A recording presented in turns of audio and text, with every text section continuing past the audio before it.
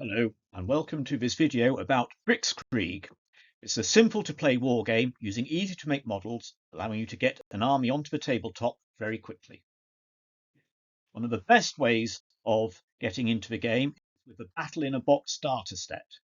This has a British and a German army. The British force has a troop of Churchill tanks, 2 platoons of infantry and 3 Piat anti-tank weapons, while the German force has a troop of panzers, 2 platoons of infantry, 3 Panzerschreck anti-tank weapons, and the box also contains the dice, the tape, the markers and the rules, everything you need in fact to play the game. Here is a picture of the contents of the box built and laid out. This video will look at the game using just the contents of a starter set. This will feature a German force guarding a bridge that is being attacked by a British force. The situation is that German forces are conducting a fighting withdrawal. German forces must guard a bridge across the River Brick, which must be held open as long as possible to allow as many armoured units to retreat across and into safety. However, it would be disastrous if the British were to capture the bridge intact, and so a guard force has been ordered to protect the bridge and blow it up if it is in danger of being captured. A command squad adjacent to either end of the bridge may attempt to fire the demolition during its turn. The explosives have been placed for some time and may have become loose. On the first attempt to fire, the player must roll a 4+. Rolling less than this means the demolition has failed. If the same command squad is in contact with the bridge in its following turn, it's assumed to have reconnected the explosives and the demolition will automatically be fired successfully. The Germans have 1 platoon, the command squad, 4 infantry squads and a Panzerschreck dug in guarding the bridge. 2 German platoon, the command squad, 4 infantry squads and 2 Panzerschreck is hiding in the woods, tasked with delaying the British as long as possible. This platoon will remain hidden until it moves, or it fires, or until a British unit enters the woods. Lieutenant Heinz Beentz and his troop of 2 Panzer IVs will arrive on turn 4, and the German player can decide if they will arrive on the hill or the right or the left of the field. The British have 2 platoons, each with a command squad, 4 infantry squads and a Piat. 1 platoon will advance on the left into the woods with 2 platoon on the right. Lieutenant Toby Barrington Smythe commands Alpha Troop with 3 Churchill tanks. These will follow the infantry, but avoid getting too close to any enemy Panzerschreck squads. The British will win the scenario if the bridge is captured intact and held. The Germans win the scenario if the tank troop has crossed the bridge safely and the bridge has been destroyed. Any other result is a draw. So, on to turn 1. And the British platoons advance into the woods with the tanks holding back. They don't want to get too close to any handheld anti-tank weapons. The German positions are revealed. The British open fire, but their shooting is hampered by having moved and by firing into cover. 1 German squad is destroyed. 2 platoon moves backwards to get out of charge range and shoots at the British infantry, along with the platoon at the bridge. 1 British squad is killed. The Panzerschreck also attempt long-range shots at Alpha Troop, but fail to cause any damage. On now to turn 2, where both British platoons move forward, as do the tanks of Alpha Troop.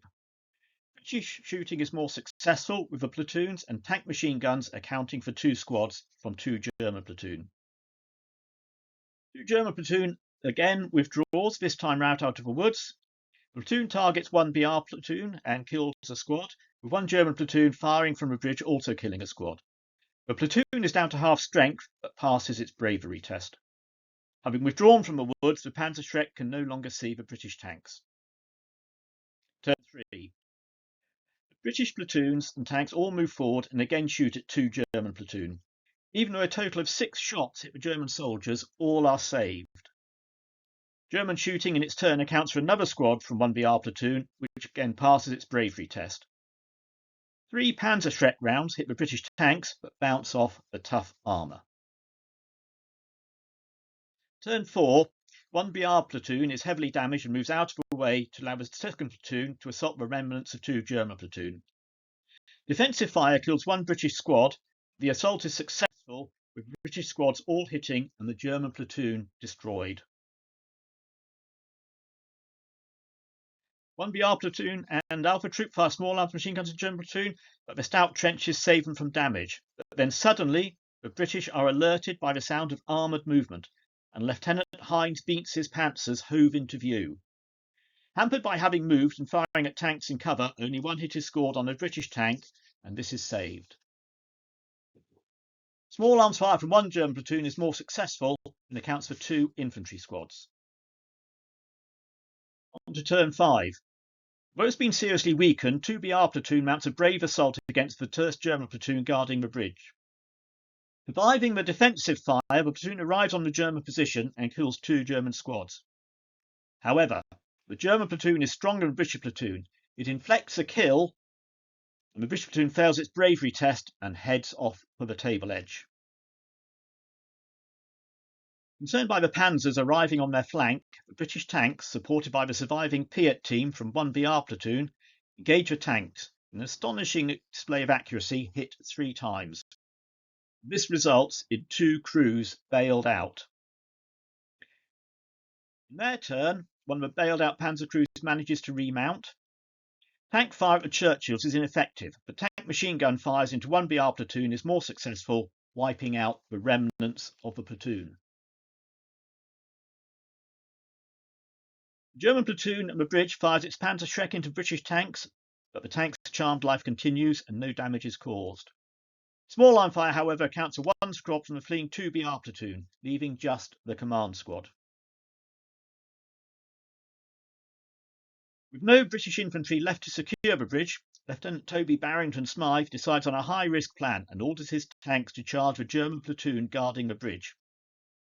German defensive fire from Panzerschreck destroys one of the tanks, but the other 2 tanks hit the enemy and kill 2 squads, forcing a bravery test that is failed, and the platoon flees from a bridge. In the German turn, the remaining bailed out tank crew remount and all tanks fire at the 2 Churchills, hitting twice. 1 tank is destroyed and the command crew is forced to bail out. Things are looking bleak for the British, but never say die. In an astonishing display of bravery that caught the enemy completely by surprise, Toby Barrington Smythe rallies his tank crew to remount their stricken Churchill. His tank heads to the bridge, where Toby jumps out, dashes to the demolition firing point, and with his heart in his mouth, presses the fire button.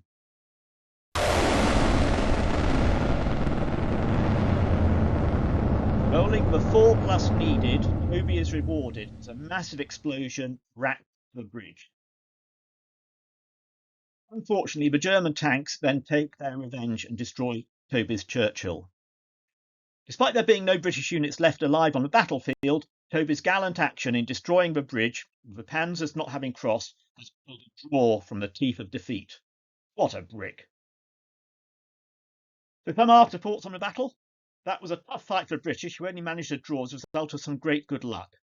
Playing the scenario again, I would strengthen the British force, possibly by adding a 3rd platoon or maybe adding mortars or artillery. It was apparent throughout the game that dice rolls are very swingy. The Churchills appeared to have a charmed lives early on, while small arms shooting varied from appalling to quite surprisingly good. In any event, good fun was had by all, and I hope you enjoyed this battle report.